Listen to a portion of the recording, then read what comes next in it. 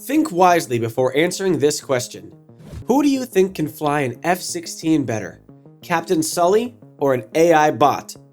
Don't spit your coffee out yet, but in a shocking turn of events, an AI bot has beaten an actual pilot at his game with a staggering score of 5-0. Eeesh! Talk about top 10 anime betrayals of all time. It is things like these that give us trust issues about robots eventually overpowering us humans. But what can you do?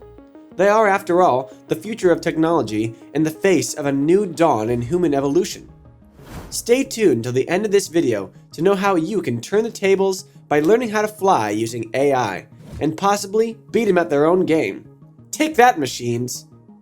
Did you know that Pentagon has its own research agency? Known as Defense Advanced Research Projects Agency, or DARPA, they are constantly on the lookout to develop new technology that can give a leg up to the military. Kinda like a super exclusive underground government organization working on top secret projects. Recently, they organized a round-robin tournament for AI systems to determine the one which would be able to fly military aircrafts. It was indeed a battle of the biggies. From Lockheed Martin to Georgia Tech, the top engineers of the country flashed their robopilots in this virtual dogfight.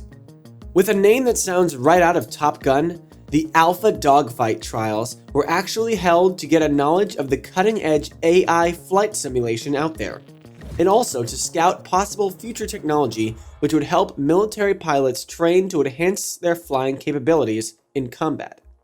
Completely shattering the hopes of 7 companies that put their AI pilot models in the hat, HERON Systems emerged as the top dog and went head-to-head against Banger, a pilot from the District of Columbia Air National Guard and a recent graduate of the Air Force Weapons School's F-16 Weapons Instructor course. So basically, our real-life Maverick was defeated by an AI Iceman. In a complete Avatar style, the dogfight took place in a virtual simulation after a merge where 2 opposing fighter jets raced towards one another head-on. Banger used a virtual reality headset to compete in JSBSIM, multi-platform open-source flight dynamics model, in which the fight was actually being held. For normies, you can imagine the experience by comparing it to the newest version of Microsoft Flight Simulator 2020, but add an edge of competition. However, the conditions in the simulation were far from perfect.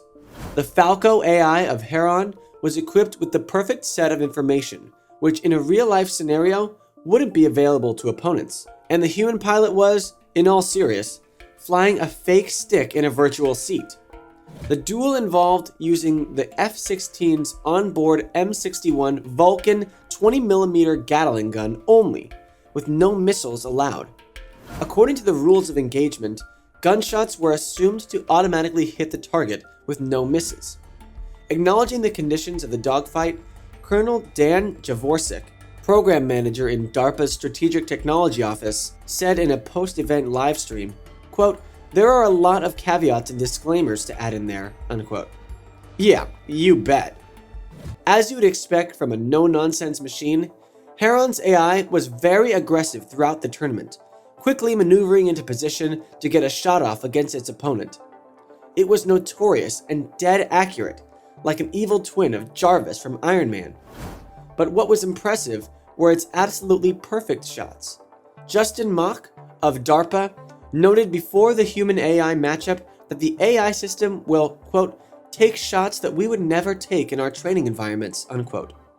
Mock also claimed that HERON frequently made basic fighter maneuver mistakes, such as turning away from the enemy aircraft to where the AI thought the other aircraft would go, but was able to recover throughout the fights thanks to its superior aiming ability and the competitor aircraft falling for the bait. The project's leadership acknowledged that the findings of the simulated dogfight are just the first step in a lengthy road toward deploying AI capable of fighting in air combat. Our guess will be that in the near future, we wouldn't need trained men in cockpits. A screen, a joystick, and a manual would be just enough to fly aircrafts beyond enemy lines. Long story short, the AI participated in it like it was a game, whereas the human treated the simulation like reality, and would have crashed and burned in the real world. Perhaps A better contest would pit the AI against an experienced gamer used to virtual combat, rather than an experienced pilot. But, it doesn't end here. Even though the AI had an unfair advantage over Banger in this one, the only true test will come when the combatants are flying a real aircraft. And the US Air Force is setting up such an encounter. A dogfight to end all dogfights. US Secretary of Defense Mark Esper told the Department of Defense Artificial Intelligence Symposium and Exposition that, quote, "These simulations will culminate in a real-world competition involving full-scale tactical aircraft in 2024, unquote. So, all you RFS pilots lurking in basements with your expensive gaming systems, it's your time to shine, bro. But now we come to the real question.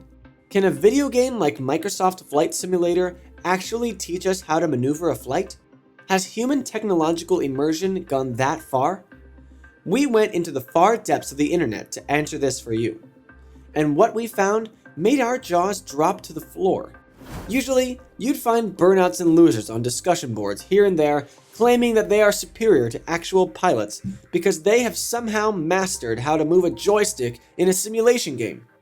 But we found actual pilots who went through the trouble of getting a flying license, praising the game as a tool that they always turn to as an educational tool of sorts. Usually, in order to get more practice and to be more acquainted with the unique system of each kind of aircraft. One such pilot said that before flying to a new location, he usually loads the location in the simulator and flies there to remove any sense of unfamiliarity. Apparently, it helps pilots understand landings, takeoffs, and learning the controls as well. For example, let's say you're a new pilot, and you're given a remote location in some part of the country you've never been to. What would you do?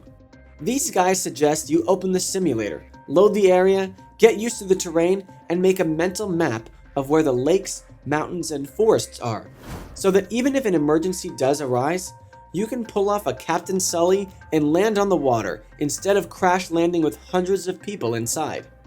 Maybe we are still not at the stage where we can completely depend on AI pilots to take the helm, but we can certainly build them as an ally to assist in flight.